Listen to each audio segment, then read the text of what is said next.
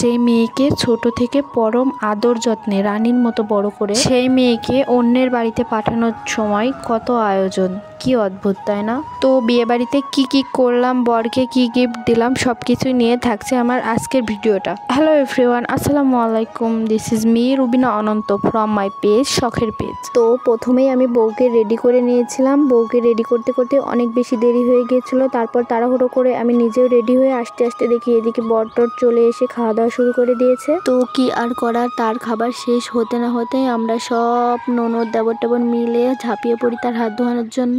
তো তারপর হাতটা ধুয়ে আমরা আমাদের পাওনাটা তার কাছে চেতে থাকি। দেন পাশে যে দুলাভাইরা ছিল তারা বলে শুধু বরের হাত ধোয়ালে চলবে না, আমাদেরও হাত ধুয়ে দিতে হবে, নাইলে কোনো টাকা পয়সা আমরা দিতে পারবো না। তারপর আমরা বলি যার হাত ধোয়ানোর দরকার তার হাত ধোয়ানো হয়ে গিয়েছে, আপনারা আপনাদের হাতটা ধুয়ে নেন। কিন্তু না, তারা সেই এক কথা ধরেই বসেছিল। তারপর আমরাও বলি ঠিক আছে আপনাদের সবার হাতই ধুয়ে দেব, কিন্তু একটা শর্ত আছে। আর তখন তারা শর্তটা জানতে চায়। তখন আমরা বলি এক একজনের হাত প্রতি 10,000 করে টাকা দেওয়া লাগবে। তখন তারা বলে ঠিক আছে আমরা 10,000 করে টাকা দিব, কিন্তু আমাদের হাত ধোয়া যতক্ষণ না পছন্দ হবে ততক্ষণ হাত ধুয়েই যেতে হবে। তখন আমরা বলি ঠিক আছে, প্রয়োজন পড়লে আপনাদেরকে টিউবওয়েলের নিচে বসিয়ে হাত ধোয়াবো যাতে পানি শেষ না হয়ে যায়। আর এইভাবেই ইয়ার্কি আড্ডা করছিল সবাই সবার সাথে। আর আমার কাছে মনে হয় বিয়েবাড়িতে এইগুলোর মজাই অনেক বেশি। তো যাই হোক, অনেক সময় বকর বকর করার পর আমরা আমাদের পাওনাটা হাতে পেয়ে যাই। দেন জামাইয়ের হাতটাও আমরা তখন ঠিক সুন্দর করে মুছিয়ে টুছিয়ে ছেড়ে দিই। দেন তার কিছুক্ষণ পরেই চলে আসে সেই স্পেশাল মুহূর্তটা। জাস্ট এই একটা শোয়ের মাধ্যমে এই জীবনটা পুরো পরিবর্তন হয়ে যাবে।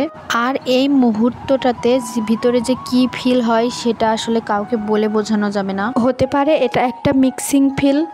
একদিকে বাবা মা ভাই বোন সবাইকে ছেড়ে যাওয়ার কষ্ট, অন্যদিকে নতুন জীবনের নতুন মানুষকে নিয়ে হাজারটা ভাবনা। সে কেমন হবে, সে ভালোবাসবে কিনা, সে তার মতো করে তার মন বুঝবে কিনা, তাকে সাপোর্ট করবে কিনা, আর সবকিছু মিলায়ে অন্যরকম একটা ফিল হয়। আর এই সময়ের পর থেকে জীবনটা দুই ভাগে ভাগ হয়ে যায়, বাবার বাড়ির জীবন আর বিয়ের পর শ্বশুর বাড়ির জীবন। আর এই দুইটা জীবনের পার্থক্য থাকে কিন্তু অনেক বেশি। আর যদি লাইফ পার্টনার ভালো হয় তাহলে বাবার বাড়ির রাজকুমারী থেকে শ্বশুর বাড়ির রাজরানী হয়ে ওঠার গল্পটা অনেক সহজ হয়। তো আমার আজকের ভিডিওটা এই পর্যন্তই। সবাই সুস্থ থাকবেন, ভালো থাকবেন, আল্লাহ হাফেজ।